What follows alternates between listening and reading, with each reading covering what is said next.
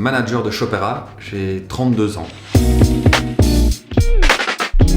Shopera, c'est la nouvelle association des commerçants du centre-ville, donc ça reprend toute la zone du centre-ville de Bruxelles entre Rogier et la Bourse, donc toute la rue Neuve, la rue des Fripiers, boulevard Anspach, place de la Monnaie, de Brookère. Alors, le secteur du commerce à Bruxelles recrute énormément et le centre-ville d'ailleurs est en pleine redynamisation, et donc c'est clair que c'est un secteur qui recrute beaucoup et qui a envie d'avoir de la main-d'œuvre, qui est motivée.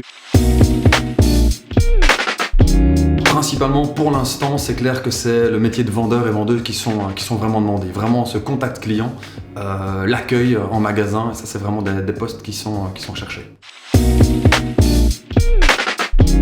Alors les qualités en fait c'est surtout des soft skills. Par soft skills je veux dire c'est le respect des horaires, savoir être organisé, être carré, bien présenté, être poli, rencontrer le client, être créatif et surtout avoir envie de sourire, de le rencontrer, de l'aider aussi quand il arrive. Donc c'est vraiment plutôt un comportement, savoir être très empathique et sympathique avec les clients, c'est surtout ça qui est demandé.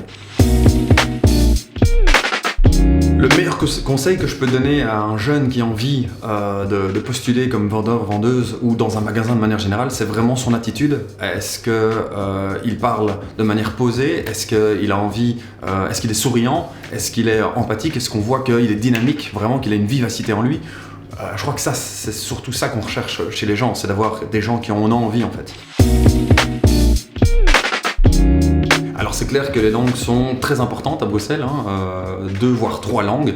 Maintenant ça ne doit pas être un frein, encore une fois si la motivation y est, je crois qu'au fur et à mesure où plus on la parle, la langue elle va venir. Et puis ça peut parfois suffire de 10 mots, 10, 20, 30 mots, et puis au fur et à mesure des mois, des années, peut-être qu'on va réussir vraiment à développer cette compétence. Donc ça ne doit pas être un frein, donc si quelqu'un ne parle qu'une seule langue, il n'y a aucun problème, la motivation prendra toujours le pas.